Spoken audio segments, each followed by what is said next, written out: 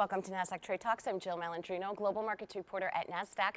Joining us at the MarketSite studio, we have Max Grinacoff. He is U.S. equity and derivatives strategist over at BNP Paribas. We're going to take a look at a publication that was recently launched, 100 Years of Crashes, Navigating Capitulation. Certainly a compelling title, that's for sure, Max. It's great to have you on the show. Tell us about the report holistically and what was the key conclusion from it?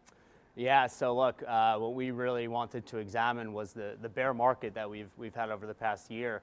What does it relate to historically, right? So as the title states, we looked over the last 100 years, both recessionary and non-recessionary crashes, to get a sense for, what is this bear market telling us? And, clients and investors are asking, how does it end? Where does it end, right? So this year, this bear market very much characterized by, the Fed and a real rate hike driven valuation multiple compression in the S&P 500. We started the year at 21 times, troughed around 15.5 times on a 1-year forward multiple basis for the S&P. You haven't really seen that valuation multiple compression since times like 2002, 2003, 2008, 2020. So clearly there's very recessionary price action.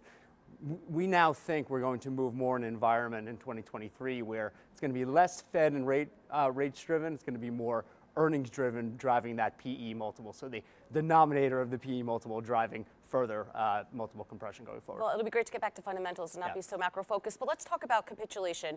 We hear these terms, market's going to capitulate in 2022. That's what everyone's waiting for. The yield curve's inverted. We're going to have a recession. It's like these become talking points. So what is capitulation? What do you consider that to be?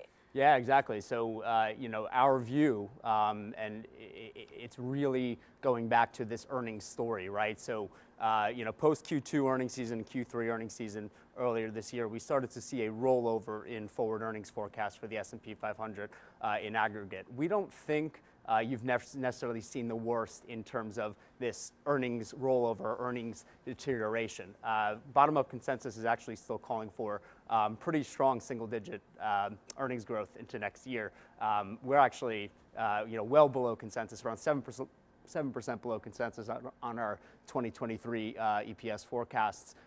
So, we think the market is really flattered by a lot of these bottom-up consensus expectations that haven't really baked in or fully baked in the elevated rates and inflation environment. So what do you need to see to feel like capitulation has hit the market? Like a complete rebasing of earnings models, and of course we need the reports to come out for Q4 and so forth and take a look at what guidance is, but it sounds as if we need to get everybody on the same page, earnings have to come in. Like I get sentiment is negative, everybody's negative out there, but it's not translating into their forecast. So is that what you need to see? Correct, yeah. So we think the first catalyst, for instance, can be Q4 earnings season kicking off around the second week of January. So right after the new year, everyone comes back and earnings is going to be the sort of major focus. And that's where we could at least start to see a potentially stronger degree of earnings downgrades to forward earnings forecasts eventually start to be priced in more, with respect to this sort of, expectation for a recession.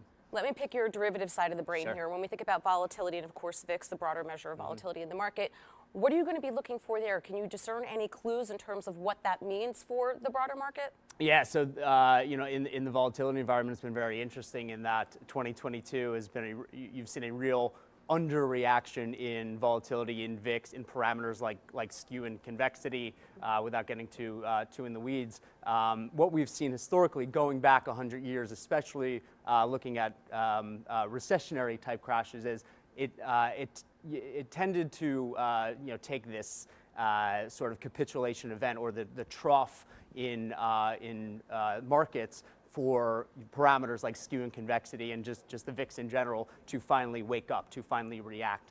So we think if you do get that sort of fundamental earnings-driven capitulation event, that's where you can finally start to see, VIX around, call it 40, which is actually the median level for all recessionary crashes going back over 100 years. Not a VIX 80 or 90 type right, environment. Right, so it's not like 2008, 2009, no. March 2020. Exactly, and the big driver for that is the positioning backdrop. Positioning is so defensive, and it has been very defensive throughout 2022.